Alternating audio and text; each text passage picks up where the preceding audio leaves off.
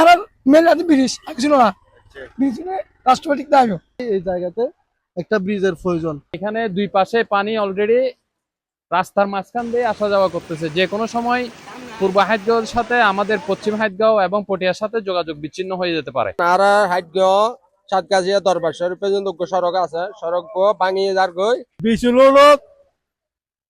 পানি ডুবাইয়া মাছ পাওয়া যাচ্ছে। মাছ প্রায় 2.5 কেজির মতো পাইছি। সুপ্রিয় দর্শক মন্ডলী, পটিয়া প্লাস টিভি স্বাগত জানাই। আর এখন আছে যে ফাটকলটা ডিগ্রি ফাড়ার ঠিক মাঝামাঝি অঞ্চল, যে অঞ্চলের মধ্যে এ পাশেও পানি এ পাশেও পানি, কিন্তু পারাপাড়ার কোনো রাস্তা এটা নেই, যার কারণে এটা মানুষ চলাচল করতে বেশি কষ্ট পায়। এলাকার মানুষ হলো হতা হইলাম, তারা জানার দেয় এটা যদি একটা ব্রিজ হইতো, তারা পানি কিন যাবে একটা সুব্যবস্থা দেখতো। এখন ওনারা অলরেডি দেখতে লাগবেন একটা মাছ ধরবে উৎসব চলে, কিন্তু উৎসবের পিছনে বেজানো তারা আছে ব্রিজ লইয়ে নেয়। তো তারা দাবি করার দিয়ে যদি একটা ব্রিজ হয় তাহলে খুবই ভালো হইব এবং গাড়ি চলাচলের একটা রাস্তা হইব। এই সড়ক বানাতে সরকারের প্রচুর পরিমাণে গর্ত ব্যয় হইলেও কি হইব, সঠিক পরিকল্পনা না থাকার কারণে এটা প্রায় আশেপাশে হয় একটা বাড়িঘর ডুবে গিয়ে। তো এলাকাবাসীর আসলে এটা কি দাবি করে, তারা কি চার আর তারা মুকুতি নিতে চাই।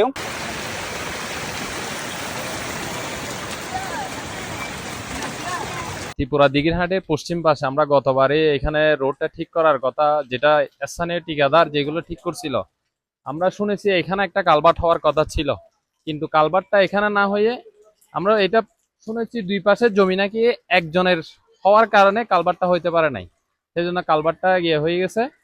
অতি শীঘ্রই এখানে যারা দায়িত্ব আছে বর্তমানে আমাদের ভারপ্রাপ্ত চেয়ারম্যান এবং ওয়ার্ড মেম্বার সবারই দৃষ্টি আকর্ষণ করছি, কারণ এখানে দুই পাশে পানি অলরেডি রাস্তার মাঝখান দিয়ে আসা যাওয়া করতেছে। যে কোনো সময় পূর্ব হাইতগাঁওর সাথে আমাদের পশ্চিম হাইতগাঁও এবং পটিয়ার সাথে যোগাযোগ বিচ্ছিন্ন হয়ে যেতে পারে।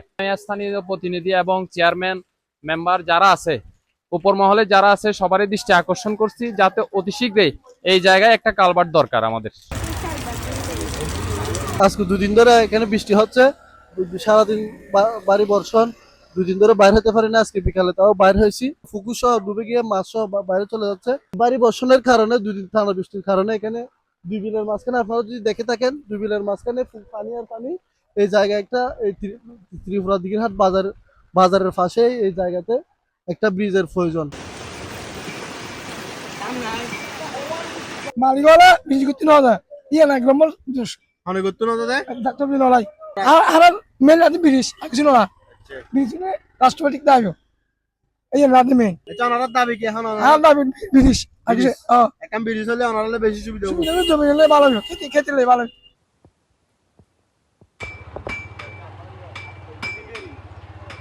এখন আর হাইতগাঁও সাতকাজিয়া দরবার শরীফ পর্যন্ত সড়ক আছে, সড়ক ভাঙিয়ে যার গই, কিন্তু ব্রিজ হাত দনুকুলোর পানি ভরিয়ে আর একটা সমস্যা হয়ে যার গই।